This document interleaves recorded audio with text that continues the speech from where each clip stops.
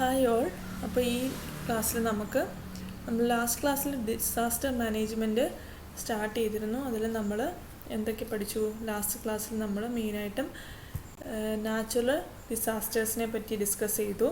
Classification of disasters based on inducing ഫാക്ടേഴ്സിൽ natural ഡിസാസ്റ്റേഴ്സിനെ പറ്റി ഡിസ്കസ് ചെയ്തു. അതിൽ ബയോളജിക്കൽ ഡിസാസ്റ്റേഴ്സിനെ പറ്റി പറഞ്ഞു. ബയോളജിക്കൽ ഡിസാസ്റ്റേഴ്സ് രണ്ട് തരത്തിലുണ്ട്, എപ്പിഡമിക്കും പെൻഡമിക്കും. എപ്പിഡമിക്കിൽ നമ്മൾ മെയിനായിട്ട് നിപ്പ വൈറസിനെ പറ്റി പറഞ്ഞു. പെൻഡമിക്കിൽ നമ്മൾ COVID-19 വൈറസിനെ പറ്റിയും ഡിസ്കസ് ചെയ്തു. അപ്പോൾ ഈ ക്ലാസ്സിൽ നമുക്ക് ഇൻഡ്യൂസിങ് ഫാക്ടേഴ്സ് ബേസ് ചെയ്യുന്ന ഈ ഡിസാസ്റ്റർ ക്ലാസിഫിക്കേഷനിൽ നെക്സ്റ്റ് പോയിൻ്റ് എന്ന് പറയുന്നത് natural disasters induced by human interventions ആണ്. അതായത് എന്താണ്, ഹ്യൂമൻ ഇൻ്റർവെൻഷൻസ് കാരണം ഉണ്ടാകുന്ന നാച്ചുറൽ ഡിസാസ്റ്റേഴ്സ് ഏതൊക്കെയാണെന്നാണ് ഈ ക്ലാസ്സിൽ നമുക്ക് നോക്കാനുള്ളത്. ഓക്കെ, തേർഡ് പോയിൻ്റ് എന്ന് പറയുന്നത് എക്സ്ക്ലൂസീവ്ലി മാൻമെയ്ഡ് ആയിട്ടുള്ള ഡിസാസ്റ്റേഴ്സിനെ പറ്റിയാണ് തേർഡ് പോയിൻ്റ് പറയുന്നത്. ഓക്കെ, അപ്പോൾ natural disasters induced by human interventions അതിലേതൊക്കെയാണുള്ളത്? Induced earthquake, induced landslide, induced floods, induced drought. ഇത്രയാണ് നമുക്ക് natural disasters induced by human ഇൻ്റർവെൻഷൻസിനകത്ത് പറയാനുള്ളത്, അല്ലേ? അപ്പം excessive exploitation and degradation of natural resources lead to ecological imbalance. അത് നിങ്ങൾക്ക് എല്ലാവർക്കും അറിയാലോ. Which can lead to disasters. അതായത് എക്സസീവായിട്ടുള്ള എക്സ്പ്ലോയിറ്റേഷനും അതുപോലെ തന്നെ എന്താണ് നാച്ചുറൽ റിസോഴ്സസിൻ്റെയൊക്കെ ഡീഗ്രഡേഷനും എന്തിന് കാരണമാവും? ഒരു എക്കോളജിക്കൽ ഇംബാലൻസിന് കാരണമാവും. Which leads to disasters. അങ്ങനെയാണ് എന്തുണ്ടാകുന്നത്? Natural disasters induced by human interventions കാരണമാവുന്നത്. ഓക്കെ, ഫോർ എക്സാമ്പിൾ പറയുകയാണെങ്കിൽ unrestricted deforestation can lead to soil erosion and desertification as well as siltation in rivers and floods.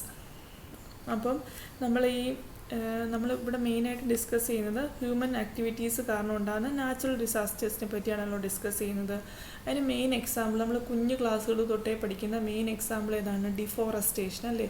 വനനശീകരണം കാരണം എന്തെല്ലാം സംഭവിക്കും? ക്ലൈമറ്റ് ചേഞ്ച് ഉണ്ടാവും, അതുപോലെ തന്നെ സോയിൽ ഇറോഷന് കാരണമാകും. അതുപോലെ തന്നെ എന്താണ്, ഈ സോയിൽ ഇറോഷൻ ഒരുപാടുണ്ടായാൽ എന്ത് സംഭവിക്കും? റിവറിലും അതുപോലെ തന്നെ എന്താണ് വാട്ടർ ബോഡീസിലൊക്കെ സിൽട്ടേഷൻ ഉണ്ടാവും, അല്ലേ?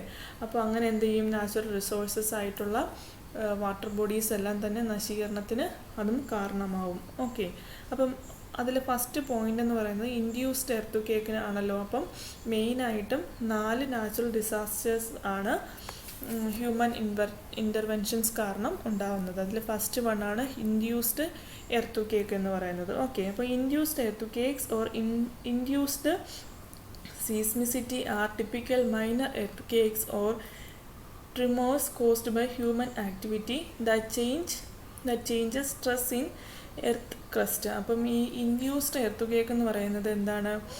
മൈനർ എർത്ത്-ക്വേക്സ് ആണ്. അത് മെയിനായിട്ടും ഹ്യൂമൻ ആക്ടിവിറ്റി കാരണമാണ് ഉണ്ടാകുന്നത്. Okay, many anthropogenetic activities have been suggested to cause induced seismicity. അപ്പം ഒരുപാട് ആന്ത്രോപോജനറ്റിക് എന്ന് പറയുമ്പോൾ അതിന് എന്താണ്? മനുഷ്യന് കാരണമാണ്. അതായത് ഹ്യൂമൻസ് കാരണം ഉണ്ടാകുന്ന ആക്ടിവിറ്റീസ്, ഹ്യൂമൻ്റെ ആക്ടിവിറ്റീസ് കാരണം ഉണ്ടാകുന്ന എന്താണ് പറയുന്നത്? ഈ ഇൻഡ്യൂസ്ഡ് എർത്ത്-ക്വേക്ക് ഉണ്ടാകുന്നതെന്നാണ് പറയുന്നത്. അപ്പം അതിന് എക്സാമ്പിൾ പറയുകയാണെങ്കിൽ construction of huge surface water reservoirs like dams,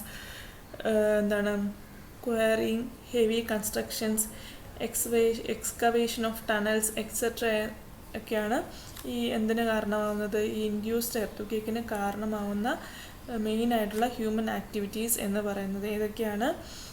നമ്മൾ ഡാം കൺസ്ട്രക്ഷൻ, അതുപോലെ തന്നെ ഹെവി കൺസ്ട്രക്ഷൻസ്, അതായത് ടണൽസ് ഒക്കെ ഉണ്ടാക്കുക. ഇതൊക്കെ എന്താ ചെയ്യുന്നത്? എർത്ത് ക്രസ്റ്റിൽ എന്തുണ്ടാവുന്നു? ഈ സ്ട്രെസ് ഉണ്ടാക്കുന്ന കാര്യങ്ങളാണ്. അപ്പോൾ അതെല്ലാം തന്നെ എന്താണ്? ചെറിയ തോതിലുള്ള എർത്ത്-ക്വേക്സ് ഉണ്ടാക്കാൻ കാരണമാവുന്നുണ്ട്. ഓക്കെ, അപ്പോൾ അതിൽ മെയിൻ ഒരു എക്സാമ്പിൾ പറയുകയാണെങ്കിൽ induced by Koyna dam in Maharashtra. ഒരു ബെസ്റ്റ് എക്സാമ്പിളാണ് ഈ ഇൻഡ്യൂസ്ഡ് നാച്ചുറൽ ഡിസാസ്റ്റേഴ്സിനൊരു ബെസ്റ്റ് എക്സാമ്പിളാണ്. Which was constructed over sensitive crossing fault planes.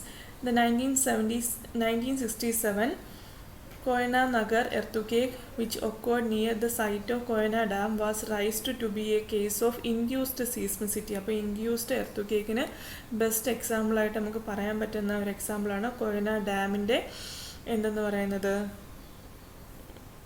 Koyna ഡാമിന് അടുത്ത് സംഭവിച്ച ഇൻഡ്യൂസ്ഡ് എർത്തുക്കേക്ക്. ഓക്കെ, ഇവിടെ എന്താ സംഭവിച്ചത്? It resulted in the loss of 177 lives and injured over 2200 people. ഈ ഒരു ഈ ഡാമിൻ്റെ കൺസ്ട്രക്ഷൻ എന്തിന് കാരണമായി? ഒരു ഇൻഡ്യൂസ്ഡ് എർത്തുക്കേക്കിന് കാരണമായി. അങ്ങനെ ഏകദേശം 177 പീപ്പിൾ മരിക്കുകയും അതുപോലെ തന്നെ മോർ ദാൻ 2200 പീപ്പിൾ ഇൻജൂർഡ് ആവുകയും ചെയ്തു. അതാണ് ഇൻഡ്യൂസ്ഡ് എർത്തുക്കേക്കിന് ബെസ്റ്റ് എക്സാമ്പിളായിട്ട് നമുക്ക് പറയാൻ പറ്റുന്നത്. ഇനി next point is induced landslide. Okay, many human activities are known to cause landslides in the slopes of hills. അപ്പം ഹ്യൂമൻ ആക്ടിവിറ്റീസ് കാരണം ഈ ലാൻഡ് സ്ലൈഡ്സ് ഉണ്ടാവാറുണ്ട്. അപ്പം building roads without advocate grading of slopes, poorly planned drainages, deforestation എന്ന് പറയുന്ന കാര്യങ്ങളൊക്കെയാണ് ഈ induced land സ്ലൈഡ്സിന് കാരണമാണ്. എന്തൊക്കെയാണ്? ഡിഫോറസ്റ്റേഷൻ, അതായത് വനനശീകരണം, അതുപോലെ പ്ലാൻഡ് ചെയ്യാത്ത വെൽ പ്ലാൻഡ് അല്ലാത്തുള്ള ഡ്രെയിനേജസ്, അതുപോലെ തന്നെ ഇൻഅഡ്വക്കേറ്റ് ഗ്രേഡിംഗ് ഓഫ് സ്ലോപ്സ്, അതായത് നല്ല രീതിയിൽ സ്ലോപ്സ് ഒന്നും ചെയ്യാതുള്ള കൺസ്ട്രക്ഷൻസ് ഒക്കെ തന്നെ ഇൻഡ്യൂസ്ഡ് ലാൻഡ് സ്ലൈഡ്സിന് കാരണമാകാറുണ്ട്. ഓക്കെ, അത് മെയിനായിട്ടും ലാൻഡ് സ്ലൈഡ്സ് ഉണ്ടാകുന്ന എപ്പോഴാണ്? ഫ്ലഡ്സിലാണ് അല്ലേ. During the floods of 2018 and 2019 in Kerala hundreds of land slides occurred. അപ്പം ഈ നമുക്ക് പ്രളയം വന്ന സമയത്തൊക്കെ കേരളത്തിലാണെങ്കിൽ ഒരുപാട് ലാൻഡ് സ്ലൈഡ്സ് ഒക്കെ ഉണ്ടായി. അതായത് മണ്ണിടിച്ചിൽ എന്ന് പറയുമല്ലോ, മണ്ണിടിച്ചിലൊക്കെ ഉണ്ടായിട്ട് ഒരുപാട് ജീവൻ നഷ്ടപ്പെട്ടു അല്ലേ. അപ്പോൾ അതൊക്കെ കാരണം ഈ വനനശീകരണം മെയിൻ കാരണമാണ്. അതുപോലെ തന്നെ പൂർലി പ്ലാൻഡ് ഡ്രെയിനേജസ്, അതുപോലെ തന്നെ നല്ലപോലെ സ്ലോപ്സ് ഒന്നും നല്ലപോലെ ചെയ്യാതെ കൺസ്ട്രക്ഷൻസൊക്കെ ചെയ്യുന്നതും എല്ലാം തന്നെ ഈ ഇൻഡ്യൂസ്ഡ് ലാൻഡ് സ്ലൈഡ്സിന് എക്സാമ്പിൾസ് ആണ്. ഓക്കെ, ഇനി ഇൻഡ്യൂസ്ഡ് ഫ്ലഡ്സ് നോക്കാം. ഇൻഡ്യൂസ്ഡ് ഫ്ലഡ്സിൽ നമുക്ക് അറിയാം, ഫ്ലഡ്സ് എന്ന് പറയുന്ന ഒരു നാച്ചുറൽ ഡിസാസ്റ്റർ ആണ്. പക്ഷേ many human activities are known to contribute to increased flooding. Flood എന്ന് പറയുന്ന ഒരു നാച്ചുറൽ ഡിസാസ്റ്റർ ആണെങ്കിൽ പോലും മെനി ഹ്യൂമൻ ആക്ടിവിറ്റീസ് എന്തിനു കാരണമാകുന്നുണ്ട്? ഈ ഫ്ലഡിങ് കൂടാൻ ഹ്യൂമൻ ആക്ടിവിറ്റീസ് കാരണമാകാറുണ്ട്. ഓക്കെ, അപ്പോൾ അതിനെന്താണ് മെയിൻ കാരണം? എന്തൊക്കെ ഹ്യൂമൻ ആക്ടിവിറ്റീസാണ് ഫ്ലഡ്സ് കൂട്ടാൻ കാരണം? ഇൻക്രീസ്ഡ് റേറ്റ് ഓഫ് ഡിഫോറസ്റ്റേഷൻ, അതുപോലെ തന്നെ ഇൻക്രീസസ്.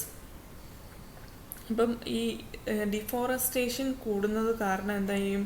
ഈ വാട്ടറിൻ്റെ ഇൻഫിൽട്രേഷനൊക്കെ കുറഞ്ഞിട്ട് സർഫസ് റൺ ഓഫ്, അതായത് ഒരുപാട് വെള്ളം, അതായത് നമ്മുടെ എർത്തിൻ്റെ ക്രസ്റ്റിൽ നിന്ന് ഒരുപാട്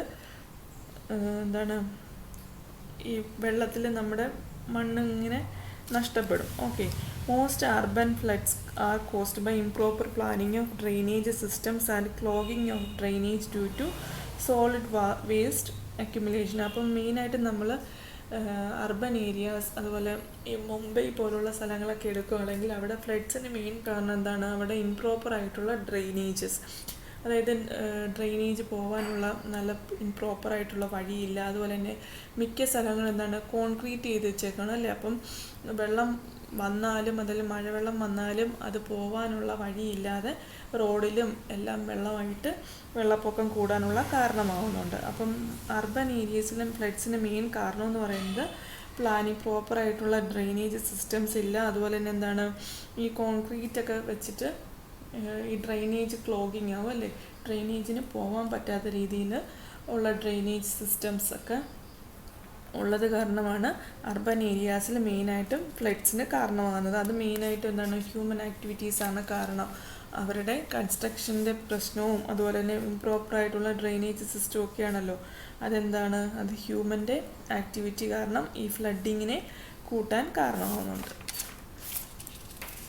ഇനി ഇൻഡ്യൂസ്ഡ് ഡ്രൗട്ട് പറയുമ്പോൾ ഇൻഡ്യൂസ്ഡ് ഡ്രൗട്ട് എന്തൊക്കെയാണ് കാരണം? ഒന്ന് നമുക്കെല്ലാവർക്കും അറിയാം, മെയിൻ എക്സാമ്പിൾ എന്ന് പറയുന്നത് ഡിഫോറസ്റ്റേഷൻ തന്നെയാണ്. ഡിഫോറസ്റ്റേഷൻ ഇതിലെല്ലാത്തിനും കാരണമാകുന്നൊരു പ്രോസസ്സാണ് ഡിഫോറസ്റ്റേഷൻ എന്ന് പറയുന്നത്. കാരണം ഡിഫോറസ്റ്റേഷൻ കാരണം ക്ലൈമറ്റ് ചേഞ്ച് ഉണ്ടാകും. അതുപോലെ തന്നെ എന്താണ് ക്ലൈമറ്റ് ചേഞ്ച് ഉണ്ടാകുമ്പോൾ എന്താണ് നമുക്ക് കിട്ടേണ്ട സമയത്ത് നമുക്ക് മഴ കിട്ടുന്നില്ല. അതെന്താണ് ഡ്രൗട്ട് ഉണ്ടാക്കാൻ കാരണമാകുന്നുണ്ട് അല്ലേ? അപ്പം population growth combined with developments in agriculture and industry has increased global water consumption and posed significant challenges to water and environment management. അപ്പോൾ industrial development has increased emission of greenhouse gases that is known to alter precipitation patterns. അപ്പോൾ നമുക്കറിയാം industrialisation കാരണം ഒരുപാട് changes നമ്മുടെ ക്ലൈമറ്റിന് വന്നു. അതായത് pollution ഉണ്ടായി, അതുപോലെ തന്നെ ഒരുപാട് വെഹിക്കിൾസ് വന്നു. ഒരുപാട് എന്താണ് ഇതിൽ നിന്നെല്ലാം എന്ത് സംഭവിക്കുന്നുണ്ട്? പൊല്യൂഷൻ ഉണ്ടാകുന്നുണ്ടല്ലേ? അപ്പോൾ ഇതെല്ലാം കാരണം എന്ത് സംഭവിച്ചു?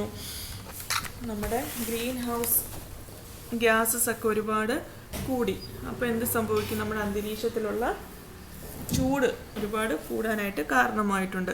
അപ്പോൾ ഇതൊക്കെ എന്തിന് കാരണമാവുന്നുണ്ട്? ഡ്രൗട്ട്സിന് കാരണമാവുന്നുണ്ട്.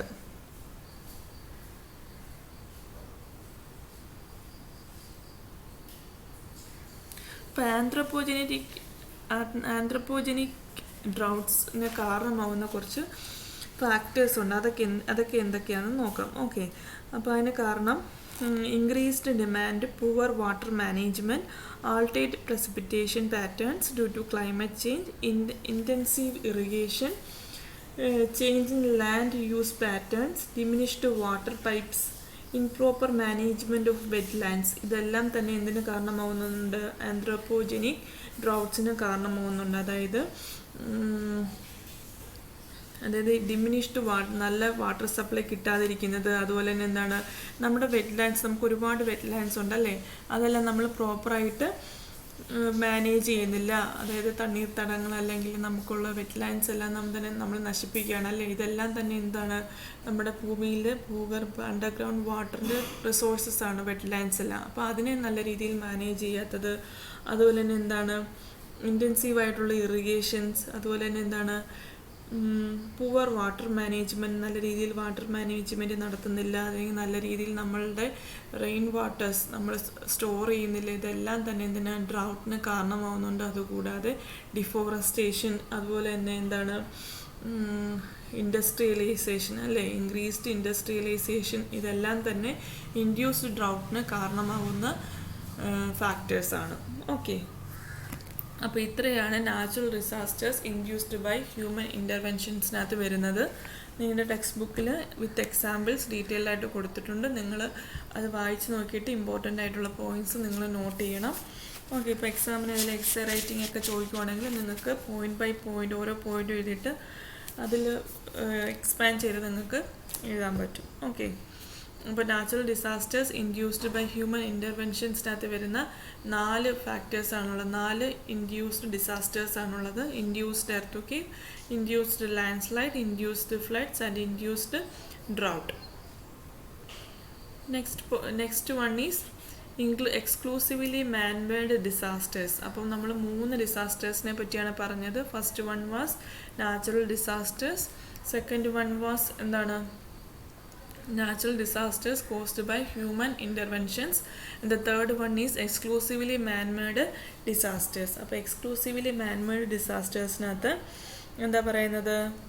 man-made disasters are caused by anthropogenic activities. അപ്പം നാച്ചുറൽ ഡിസാസ്റ്റേഴ്സിനെ പോലെയല്ല man-made disasters എന്ന് പറയുന്നത് ആന്ത്രപ്പോജനിക് ആക്ടിവിറ്റീസ് കാരണം മാത്രം ഉണ്ടാവുന്ന ഡിസാസ്റ്റേഴ്സാണ്. Okay, man-made disasters can adversely affect humans, other organisms or even ecosystems. അപ്പോൾ ഈ man-made disasters എന്തിനെയൊക്കെ അഡ്വേഴ്സായിട്ട് ബാധിക്കാം? ഹ്യൂമൻസിനെ മാത്രമല്ല, അതുപോലെ തന്നെ എന്താണ് നമ്മുടെ ഒരു എക്കോസിസ്റ്റത്തെ തന്നെ ബാഡായിട്ട് ബാധിക്കാൻ പറ്റും. ഓക്കെ, അപ്പോൾ കുറച്ച് man-made ഡിസാസ്റ്റേഴ്സിന് എക്സാമ്പിൾ ഇവിടെ കൊടുത്തിട്ടുണ്ട്. First one is nuclear disaster. Okay, nuclear disaster is the first one. അതിൽ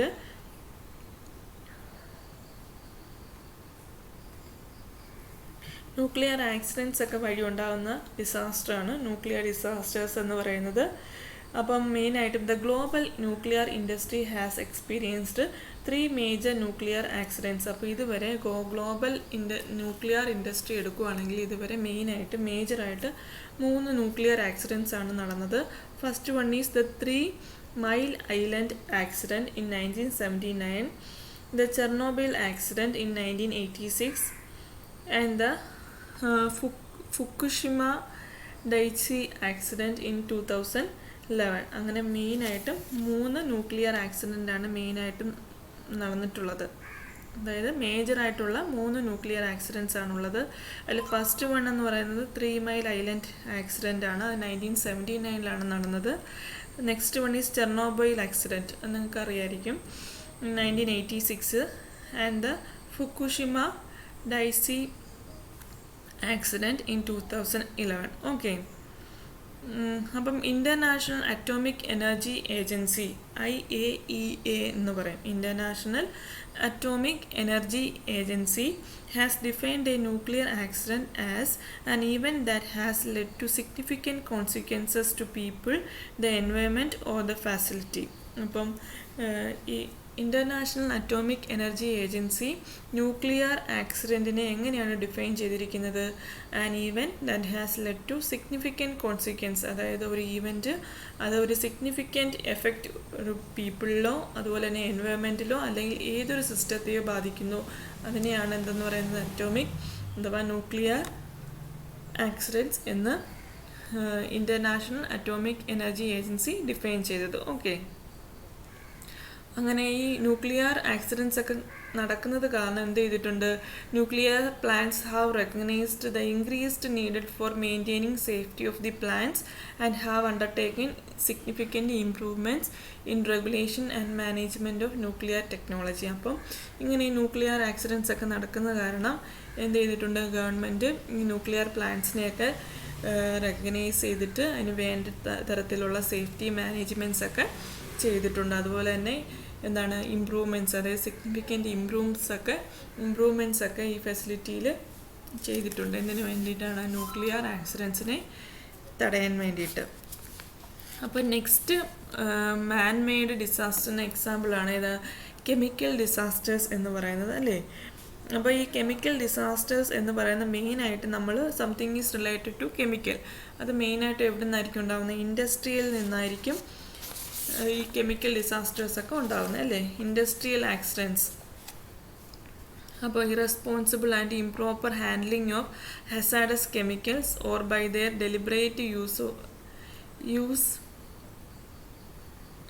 ഇൻ കെമിക്കൽ വെപ്പൺസ്, ഇതൊക്കെയാണ് മെയിനായിട്ടും കെമിക്കൽ ഡിസാസ്റ്ററിന് കാരണം. അപ്പോൾ കെമിക്കൽ ഡിസാസ്റ്റേഴ്സ് ഉണ്ടാകുന്നത് മെയിനായിട്ടും ഇൻഡസ്ട്രിയിൽ നിന്നാണ്. ഇൻഡസ്ട്രിയൽ ആക്സിഡൻറ്റ്സ് വഴിയാണ് ഈ കെമിക്കൽ ഡിസാസ്റ്റേഴ്സ് ഉണ്ടാകുന്നത്.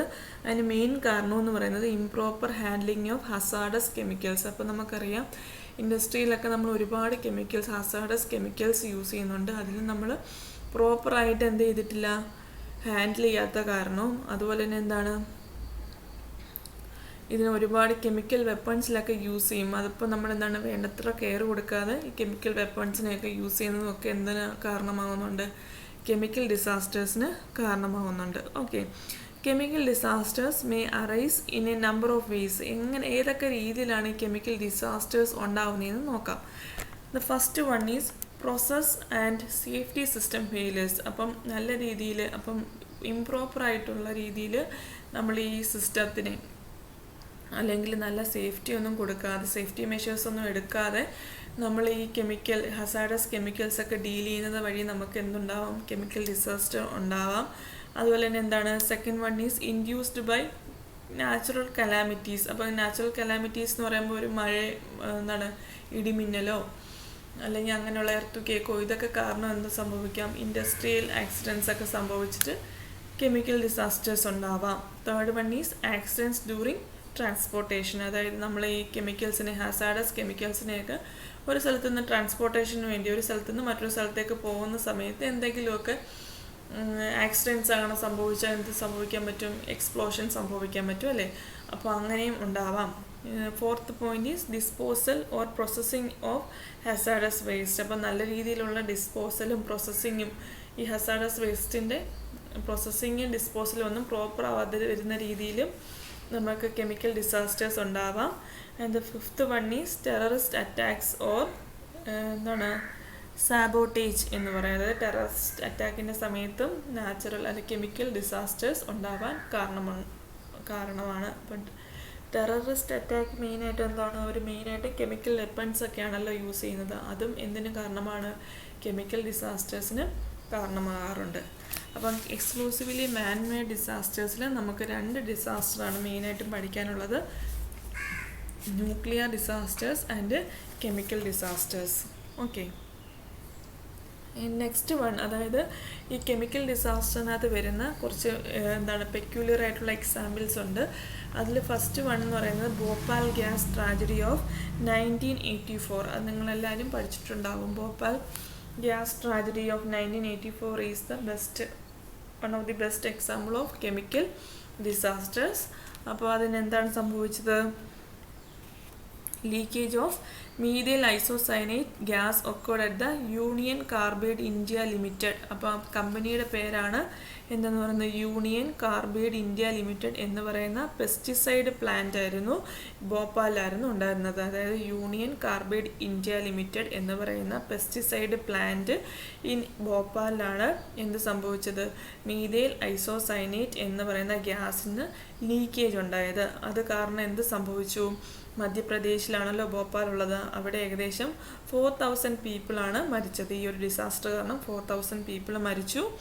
അതുപോലെ തന്നെ എന്താണ്, final death toll was around 15,000. അപ്പം ആ ഒരു സമയത്ത് 4000 പീപ്പിളാണ് മരിച്ചതെങ്കിലും ഇതിൻ്റെ ഒരു ഇമ്പാക്റ്റ് കാരണം ലോങ് ടേമിൽ ഏകദേശം 15,000 പീപ്പിൾ മരിച്ചിട്ടുണ്ടെന്നാണ് കണക്കുകൾ പറയുന്നത്. ഓക്കെ, അപ്പോൾ അത് മാത്രമല്ല, ഇപ്പോഴും thousands of survivors suffered respiratory problems, blindness and eye irritation and other elements as a result of exposure. അപ്പോൾ എന്താണ് സംഭവിച്ചത്, അപ്പോൾ ആ സമയത്ത് മാത്രം നടന്നൊരു ഇമ്പാക്റ്റ് ആയിരുന്നില്ല ആ ഒരു കെമിക്കൽ ഡിസാസ്റ്ററിനുണ്ടായിരുന്നു. It was a long term effect. അതായത് ഇപ്പോഴും അവിടെ സർവൈവ് ചെയ്യുന്ന ആൾക്കാർക്ക് പല പ്രോബ്ലംസ് ഉണ്ട്, റെസ്പിറേറ്ററി പ്രോബ്ലംസ്, അതുപോലെ തന്നെ എന്താണ് ബ്ലൈൻഡ്നെസ്, അതുപോലെ തന്നെ ഐ ഇറിറ്റേഷൻ, അതുപോലെ തന്നെ മറ്റ് ജനറ്റിക് പ്രോബ്ലംസ് ഒക്കെ ഉള്ള ആളുകൾ അവിടെ ഇപ്പോഴും സർവൈവ് ചെയ്യുന്നുണ്ട്. ഇതിനെല്ലാം കാരണം എന്താണ്, ഈ ഐസോസൈനേറ്റ്, മീഥൈൽ ഐസോസൈനേറ്റ് എന്ന് പറയുന്ന ഗ്യാസ് ലീക്കേജാണ്. അതിന് അപ്പോൾ എന്താ സംഭവിച്ചത്, അവിടെ ഇംപ്രോപ്പറായിട്ടുള്ള നല്ല രീതിയിൽ അവർ സേഫ്റ്റി മെഷേഴ്സ് എടുത്ത് കാണത്തില്ല. ഗ്യാസിൻ്റെ ലീക്കേജിനെ തടയാനുള്ള പ്രോപ്പർ മെഷർമെൻറ്റ്സ് ഒന്നും എടുക്കാത്തത് കാരണമായിരിക്കുമല്ലോ ഈ ലീക്കേജ് സംഭവിച്ചത്. അപ്പോൾ അതാണ് ഒരു കെമിക്കൽ ഡിസാസ്റ്ററിന് it's one of the best example. Which one is it, the Bhopal gas tragedy of 1984. Okay, then next one is stampedes. അപ്പോൾ സ്റ്റാമ്പീഡ്സ് എന്ന് പറയുമ്പോൾ എന്താണ്, stampedes are uncontrolled running of a crowd of people as act of mass impulse often in an attempt to avoid a perceived threat. അതായത് നമ്മളിങ്ങനെ ആൾക്കൂട്ടത്തിനിടയിൽ പെട്ട് ഉണ്ടും തള്ളിലും മരിച്ചെന്നൊക്കെ പറയുമല്ലോ, അതാണ് ഈ സ്റ്റാമ്പീഡ്സ് എന്ന് പറയുന്നത്. അതായത് ഇപ്പോൾ എന്തെങ്കിലും ഒരു നാച്ചുറൽ ത്രെറ്റ് വരുന്നു, അല്ലെങ്കിൽ എന്തെങ്കിലും ഒരു അറ്റാക്ക് അല്ലെങ്കിൽ വാർ അങ്ങനെയൊക്കെ വരുമ്പോൾ നമ്മൾ എല്ലാവരും ബഹളം വെച്ച് അങ്ങോട്ടും ഇങ്ങോട്ടുമൊക്കെ ഓടി രക്ഷപ്പെടാൻ നോക്കും. ആ അറ്റംപ്റ്റിൻ്റെ ഇടയ്ക്ക് എന്ത് സംഭവിക്കും, ഉണ്ടിലും തള്ളിലും ഒക്കെ പെട്ടിട്ട് ആളുകൾ ഒരുപാട് ഹ്യൂജായിട്ട് മരിക്കും. അപ്പോൾ ആ ഒരു പ്രോസസ്സിനെയാണ് സ്റ്റാമ്പീഡ്സ് എന്ന് പറയുന്നത്. Stampedes can result in large casualties to the life of people in the crowd. Stampedes can occur at places of mass gatherings such as religious congregation and procession, food or relief distribution, entertainment events, etc. അപ്പോൾ ഈ സ്റ്റാമ്പീഡ്സ് എന്ന് പറയുമ്പോൾ ഒരു ത്രെറ്റിൻ്റെ ഇടയ്ക്ക് മാത്രം സംഭവിക്കുന്ന കാര്യങ്ങളല്ല. ഇപ്പം നമ്മൾ റീസെൻ്റ്ലി നമ്മൾ വായിച്ചില്ലേ, ഈ മക്കയിലും മദീനയിലും ഒക്കെ അവരുടെ അതിലും തള്ളിലും ഒക്കെ പെട്ട ആളുകൾ മരിച്ചെന്ന്. അപ്പോൾ അതും ഒരു റിലീജിയസ് ആയിട്ടുള്ള ഒരു കാര്യമാണ് അല്ലേ. അപ്പോൾ റിലീജിയസ് ആയിട്ട് വരുന്ന റിലീജിയസ് കൺഗ്രഷൻ്റെ ഇടയ്ക്കും സംഭവിക്കാം. അതുപോലെ തന്നെ ഫുഡ് ഓർ റിലീഫ് ഡിസ്ട്രിബ്യൂഷൻ, അതുപോലെ എൻ്റർടൈൻമെൻറ്റ് ഈവൻറ്റ്സ്, ഇതിനെല്ലാം ഇടയ്ക്കും തന്നെ എന്ത് സംഭവിക്കാം, ഈ സ്റ്റാമ്പീഡ്സ് എന്ന് പറയുന്ന ഒരു സംഭവം നടക്കുക. അതായത് what is stampedes? These are uncontrolled running of a crowd of people as act of mass impulse often in an attempt to avoid a perceived threat. മെയിനായിട്ടും ത്രെറ്റിൻ്റെ സമയത്ത് നമ്മളൊരു എന്താണ് നമ്മൾ അതിൽ നിന്ന് രക്ഷപ്പെടാൻ വേണ്ടിയിട്ട് ചെയ്യുന്നതാണ്. അതിൽ നിന്ന് രക്ഷപ്പെടാൻ വേണ്ടി നമ്മൾ ഓടി രക്ഷപ്പെടുകയും അപ്പം ഒരുപാട് ആളുകളുടെ ഇടയിലാകുമ്പോൾ ഉന്തിലും തള്ളിലും പെട്ട് മരിക്കുന്ന ഒരു അവസ്ഥയാണ് ഈ സ്റ്റാമ്പീഡ്സ് എന്ന് പറയുന്നത്. പക്ഷെ sometimes it can cause where during the religious congregation and entertainment events, also during food or relief distributions. Okay, the next one is stampedes are frequent in India. ഇന്ത്യയിൽ വളരെ ഫ്രീക്വൻ്റ് ആണ് സ്റ്റാമ്പീഡ്സ്. ബിക്കോസ് എന്താണ്, due to poor crowd management and the construction of public places without proper disaster management options. അപ്പം മെയിനായിട്ടുള്ള കാരണം എന്താണ്? Poor crowd management. നമുക്ക് നല്ല രീതിയിൽ ക്രൗഡ് മാനേജ്മെൻറ്റ് ഇല്ല. അതുപോലെ തന്നെ എന്താണ്, ഈ പബ്ലിക് പ്ലേസസിലൊക്കെ എന്താണ്, without proper disaster management options ഇല്ലാതെ തന്നെ പബ്ലിക് പ്ലേസസിലൊക്കെ ഓരോന്നും കൺസ്ട്രക്ട് ചെയ്ത് വെക്കുന്നതും ഇതെല്ലാം തന്നെ സ്റ്റാമ്പീഡ്സിന് കാരണമാകാറുണ്ട്. One of the worst recorded incidents happened at Shabarimala in Kerala on the 14th January 2011, the Magara Jyoti Day. 2006 pilgrims were killed and hundreds injured in the incident, which was later declared as the national disaster. അപ്പോൾ ഈ ശബരിമലയിൽ സംഭവിച്ചത് എന്താണ്? മകരജ്യോതിയുടെ സമയത്ത് ഏകദേശം 106 പിൽഗ്രിംസാണ് മരിച്ചത്. ഉന്തിലും തള്ളിലും പെട്ട് ഏകദേശം 106 പിൽഗ്രിംസാണ് മരിച്ചത്. ഓക്കെ, അതാണ് one of the best example ആയിട്ട് പറയുന്നത് സ്റ്റാമ്പീഡ്സിന് in India. Next one is road, rail and air accidents. Okay, next one is road, rail and air accidents. അപ്പോൾ ഇതെല്ലാം തന്നെ എന്താണ്, എക്സ്ക്ലൂസീവ്ലി മാൻമേഡ് ഡിസാസ്റ്റേഴ്സിന് എക്സാമ്പിൾസ് ആണ്. അപ്പോൾ first one was Bhopal gas tragedy എന്ന് പറയുന്നത് കെമിക്കൽ ഡിസാസ്റ്ററിന് എക്സാമ്പിളായിരുന്നു. ഈ സ്റ്റാമ്പീഡ്സും അതുപോലെ തന്നെ road, rail and air accidents എന്നൊക്കെ പറയുന്നത് ഹ്യൂമൻ ആക്ടിവിറ്റീസ് കാരണം ഉണ്ടാകുന്ന ഡിസാസ്റ്റേഴ്സിന് എക്സാമ്പിളായിട്ട് നമുക്ക് ജനറലായിട്ട് പറയും. Road, rail and air accidents എന്ന് പറയുമ്പോൾ നമുക്കറിയാമല്ലേ, ഒരുപാട് ആക്സിഡൻറ്റ്സ് ഒക്കെ ഇവിടെ നടക്കുന്നുണ്ട്. റോഡായാലും റെയിലായാലും എയർ ആക്സിഡൻറ്റ്സ് ആണെങ്കിലും അല്ലേ. ഏവിയേഷൻ, ഫോർ എക്സാമ്പിൾ പറയുകയാണെങ്കിൽ, aviation disasters are the accidents associate with the operation of an aircraft in which passengers are fatally or seriously injured. ഇപ്പം എന്താണ്, ഏവിയേഷൻ ഡിസാസ്റ്റർ എന്ന് പറയുമ്പോൾ എന്താണ്, എയർക്രാഫ്റ്റിൻ്റെ അകത്ത് വെച്ച് തന്നെ പാസഞ്ചേഴ്സ് മരിക്കുക, അല്ലെങ്കിൽ അവർക്ക് നല്ല രീതിയിൽ ഇഞ്ചുറി ഉണ്ടാവുക, ഇതെല്ലാം തന്നെ അതിനൊരു എക്സാമ്പിളാണ്, അല്ലെ, ഏവിയേഷൻ ഡിസാസ്റ്ററിന് എക്സാമ്പിളാണ്. അതിന് ബെസ്റ്റ് എക്സാമ്പിൾ പറയുകയാണെങ്കിൽ ഏതാണ്,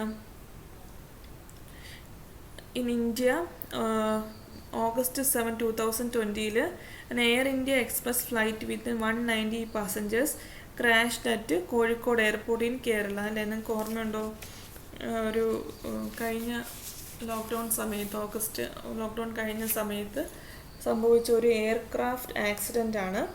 അത് എന്താണ് സംഭവിച്ചത്, അവിടെ August 7, 2020 എയർ ഇന്ത്യ എക്സ്പ്രസ് ഫ്ലൈറ്റിൽ നിന്ന് 190 പാസഞ്ചേഴ്സാണ് എന്ത് ചെയ്തത്, മരിച്ചത്, അല്ലേ, എവിടെയാണ്, കോഴിക്കോട് എയർപോർട്ടിൽ മരിച്ചത്. അപ്പോൾ അതും ഒരു എന്താണ്, റോഡ്, റെയിൽ ആൻഡ് എയർ ആക്സിഡൻറ്റ്സിൽ വരുന്ന ഒരു എക്സാമ്പിളാണ്. അപ്പം റോഡെന്ന് പറയുമ്പോൾ നമുക്കറിയില്ല, എത്ര റോഡ് ആക്സിഡൻറ്റ്സാണ് ഒരു ദിവസം നടക്കുന്നത്. അത് ഞാൻ പ്രത്യേകമായിട്ട് നിങ്ങൾക്ക് പറയേണ്ട കാര്യമില്ല. എല്ലാ ദിവസവും ഒരു ഏകദേശം നമ്മളിപ്പോൾ കേരളത്തിൻ്റെ കണക്കെടുക്കുന്ന ഒരു 50 ആക്സിഡൻറ്റ്സ് എങ്കിലും കുറഞ്ഞത് നടക്കും. അപ്പം road accidents is very common. Air accidents എന്ന് പറയുന്നത് വളരെ ഫ്യൂ ആണ്.